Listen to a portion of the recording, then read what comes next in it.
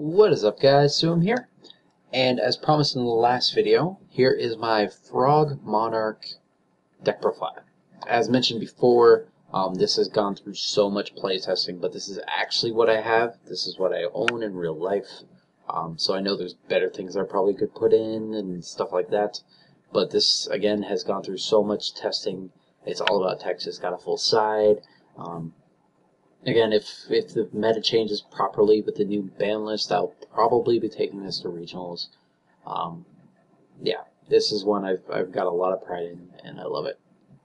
So, again, further warning, it's got a lot of weird text, stuff that not a lot of people play, especially in a standard Frognarch build. You won't see half these cards. But anyway, we have the 1 BLS. We have the 2 lads, the Christia if it ever hits the graveyard, the Veilers, Slacker Magicians, a lot of stuff in the extra deck is light too. So there's more than enough lights, and then darks. We got the Vanities, Caius, Faders if made with a Slacker, a bunch of stuff in the extra deck. So it's a good light and dark balance to really support a BLS. And BLS is such a power card. It's just one of those that if you can run it, you probably should. We got the double lad. Lad is a really good stun card. It can shut down. Again, it negates anything for, I think you get 5 negates off of it. Yep. Yeah, you get 5 negates off of the lad. And then you also get a summon when it's destroyed. So, oh no wait, you don't get 5, you only get 4 because of the defense. So it's really good. And this deck can make it pretty consistently, either with a Fader and a Treeborn or an enemy controller. It's pretty good. And then 1 Christia. I know a lot of people do like Vanities, would prefer a Vanities ruler, and I had tried it out, but even that extra 300, there's not a lot that can get over it, especially if your opponent can't special summon it, or special summon. As far as monsters, it's hard to get over anyway. And then even that 2800 makes it such a good lead stick. We got 1 Gores. It's pretty good. I know a lot of people like Dragodi too, but I prefer Gores. Especially in a Frognarch deck. You never have back row, so it's never an issue. And then the token is usually good tribute fodder. A Gores is pretty much like a Christia in a box, but you can also tribute it for another Monarch. And we're running the double Vanity's Fiends. Again, this has been adjusted heavily to the current meta. Vanity's Fiend is really, really good. I know last locals I went to, one of my good friends and one of the judges, he plays Mermails, and he is siding 1 Vanity's Fiend because Mermails can support it pretty well. But Vanity's Fiend is just really good. Shutting down special summons. Dragons just can't do anything. He's siding 1 Vanity's Fiend and double Fossil Dyna in Mermails, mind you. It's kind of a stunny build, but if you normal summon a Fossil Dyna against dragons, they can't do anything for a very long time unless they can pop it with Blaster. Same with Vanity's Fiend, but it's even bigger. With the current dragon build, back to Fossil Dyna, I'm going to go on a tangent here. With the current dragon build, I don't think they can attack over Fossil Dyna with Debris. And since they're not running Card Trooper, they literally have nothing. Yeah, they can't attack over Fossil Dyna with Debris. And yeah, since without Card Trooper, they cannot attack over Fossil Dyna. But Vanity's Fiend is even bigger, so it's even more beautiful. And then we're running 1 Mobius, just because this meta, there is no heavy in the meta, so everyone's running a lot of back row. Mobius is just a good double pop, a mini heavy storm have you for the deck, and he's also a water target if needed for swap. We're running the triple Caius and double Rise Up. Caius is fantastic. Being able to remove any card from play is really good. Getting that extra 1,000 in at sometimes is pretty nice too. Another Rise Up with this extra deck heavy format, being able to bounce a card is also just about the same as a Caius. We have the 1 Dark Dust Spirit. Well, I'm actually not running Dark Hole. So he is Dark Hole every turn if you want to. And then 2,200 to the face.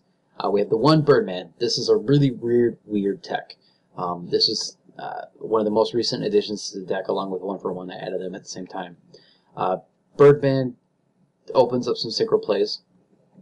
It allows you to go into locomotion Argenics, but also like Balmung with a Treeborn, and the main combo that these two use is you can pretty much, like, if you have both in hand with 1-for-1 and Birdman, you can 1-for-1 for a Fader or a Veiler, and then bounce it back to the hand with Birdman. So you essentially tutor for one of these two. It's really nice. But again, he can allow you to, in the same regard as Swap Frog, he allows you to bounce a Monarch back to hand to recycle their effects. So it's really nice. For the Frog Engine, we're running triple Swap, triple Treeborn, and the one Ronin Totem. Again, the Swap Treeborn is very self-explanatory. Treeborn makes Frognarch. Getting that special summon return to sacrifice or something is really good. The swap is to dump the Treeborn, but it also I've had first turns where I'll discard special summon Treeborn, sacrifice for a Monarch, so it does help in that regard too. But it's also really good Ronin Totem fodder. Ronin Totem is if I don't have an Econ, but I really need to get a Lad or a Chrissy out, he's a second sacrifice. For hand traps, because we do not run any defensive back row, we are running double Max C, double Veiler, and triple Fader. Fader is fantastic in this kind of deck. I would actually prefer Swift Scarecrow in any other kind of deck, but Fader is another sacrifice, and it does it in the battle phase too, so it's fantastic for that. It's a dark target when you make Slacker with it for VLS and anything like that. Of course, Veiler and Maxi are very self-explanatory. We are running the 1-for-1. 1-for-1, it's another consistency thing. Instead of sending a Treeborn to the grave and then next turn special summoning, you can get a Treeborn right away. And again, the aforementioned combo with Birdman. And I never thought that you can also essentially tutor Fader. You can do the same thing with Swap Frog too, just return it to the hand. We're running the triple Soul Exchange and triple Econ. The whole, like, there's a really old deck called Soul Control. You use Soul Exchange and Brain Control with Monarchs. This would be for Frogs. But it was a very consistent 1-for-1 kind of deck where you would use cards to sacrifice an opponent's monster to get out one of your own monsters. And with the Monarch effects, they would destroy one of their cards. So essentially, use a card to get rid of 2 of their cards and get a monster. It's the same basic concept of why Frognarchs are really good, because use an opponent's monster to get a monster to destroy one of their cards. Same concept. But yeah. Soul Exchange does have that small drawback of losing a battle phase, but you usually get, like in the Mermail build last video, to get over the Tripes with the 2800 defense, I just Soul Exchange it and then it was gone. I'm not sure on the wording, but as far as I know as a rules, this does not target, because it does not say target, it says select. This is the most current errata. So I think it even gets around stuff like safe zone and such. We have the, and the dirty combo of why Econ is so good. I think you saw it many times. It's the basic Frog play. Because it's a quick play and you can play it from your hand during your standby phase, you special summon the Treeborn Frog, play Econ, sacrificing the Treeborn Frog to take control of the opponent's monster, and then again, still during the standby phase, you're able to special summon the Treeborn Frog again. That's why Econ is essentially broken in the deck, is that you essentially get a free, it's a change of heart. But yeah, we're running the one Foolish Burial, usually just to dump a Treeborn. I've had a few instances where I dump a Light to get BLS out. But that's, I don't know. It's just another consistency card to get the Treeborn engine running. And then of course triple MST, because this does fear back row. It's kind of needed to run MST since I don't run any back row myself. It really helps out. And then to the extra deck, again, it's very weird, but we're running the one Locomotion Argenics because we can do it with a Birdman and a Monarch, any level 6. well, actually, it's just Birdman and Caius. Yeah. But it's pretty nice. When you synchro summon it, it's a 2500. A little low for its level, but you get to take control of the fist monster with the highest level. In the current meta with Xyz, that might not happen because they don't have levels, but it's still a really nice monster. I've had it work every now and then. A couple level 8s. Level 8s are really hard because it takes a Monarch, a level 6, and Treeborn, Veiler to make Formula. But I have gone into level 8s occasionally. Scrap Dragon plus Treeborn Frog is a free pop every turn, so that's really nice. Again, they're a little harder to go into, but it doesn't hurt too bad. We're running one level 5 Catastor. I think I might take this out for an Armides. But level 5s are made with... I could do it with... See, that's why I like Birdman, because it does open options. But Birdman plus Ronin. Or I've even had times when I've done Formula, Treeborn, and Swap. And then we've got the Balmung, which can be made with Birdman, Fader, Birdman, Treeborn, or Formula and Swap, Ronin, etc. So it does open up. The level 4s are pretty easy, a little easier to go into in this deck. But, excuse me. Synchroing, like the extra deck is very wide open. It's not always gone into. This deck can be played without an extra deck. I've done it's a Ghost Trick Monarch build, but I use like Silver, Calcos, Unearthing the Monarchs, etc. And not use an extra deck, and it works very well anyway. But the main part of the deck is the rank 6s. It works very nice. So for those, we have a Ptolemy M7. Getting that 1 bounce is pretty good. And he's also really nice along with the Utopia Ray. I know you noticed this, and you're like, why is he running this? But facing Constellars, I will Econ an Omega or a Pleiades, and I'll just be like, mine now. And you permanently get to keep the Ptolemy, because it's now your monster. So that's really nice. But it is still a plausible rank 6.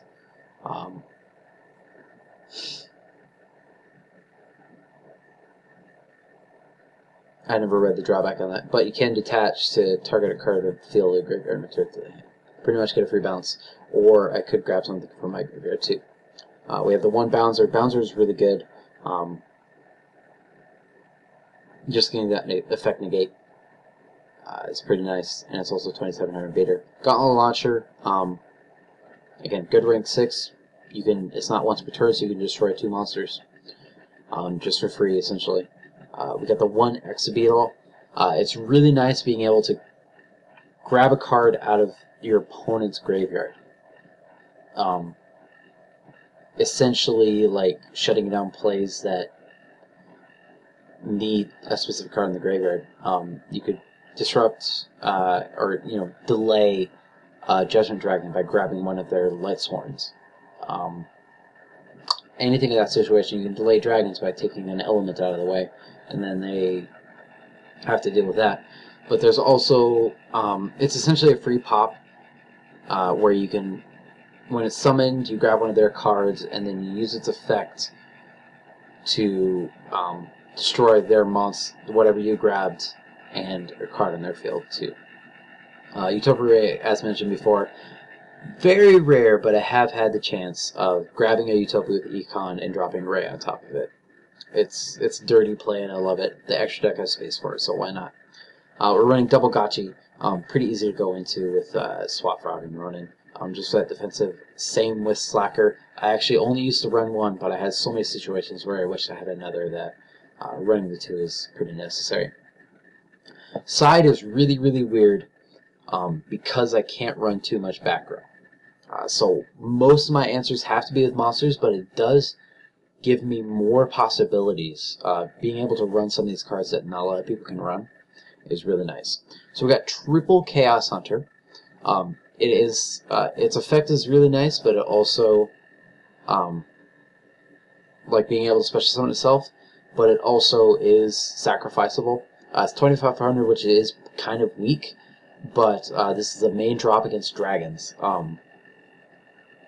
Because if they can't remove cards from play, it's very hard for them to get something over 2500.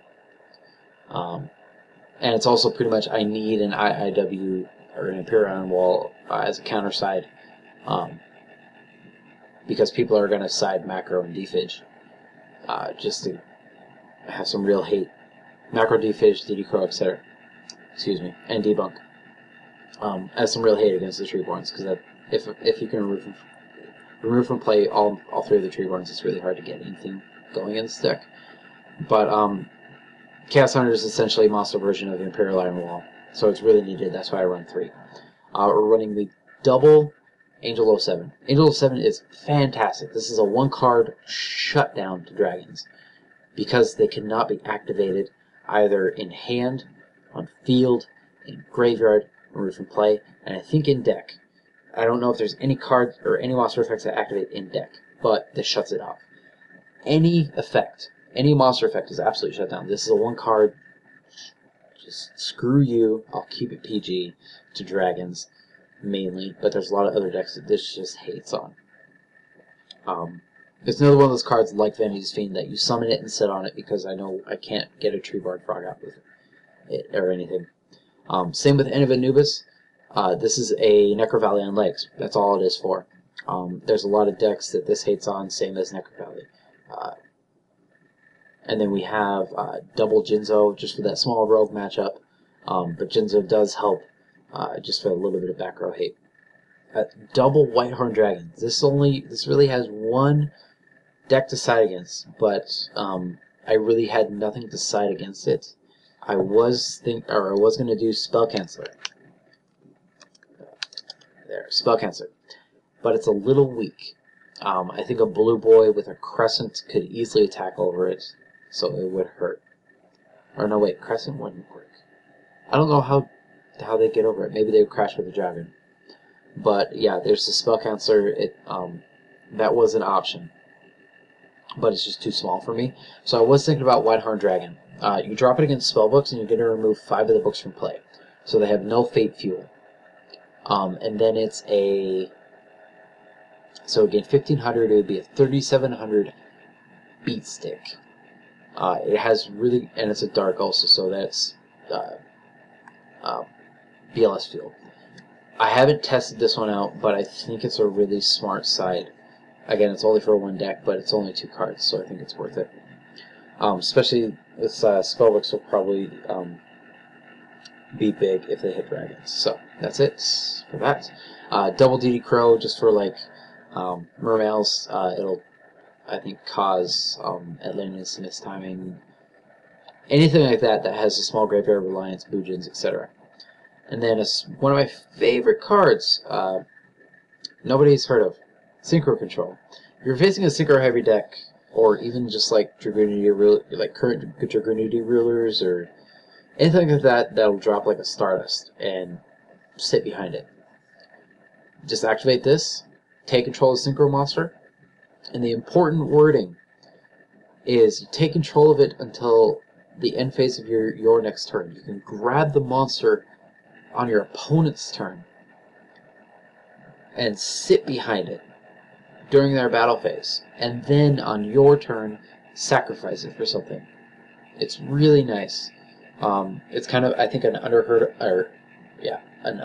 or unheard of card, but I think it has a lot of potential. It's just that there's not a lot of synchros running around, but they are coming back. But that is it. As usual, thanks so much to Yu-Gi-Oh! Prices, our sponsor, blah blah blah blah. And as always, feel free to like, comment, subscribe, follow. Everything is down in the description. And this has been Sam of the Yugicast. I'll talk to you guys in another video. See you later. Bye.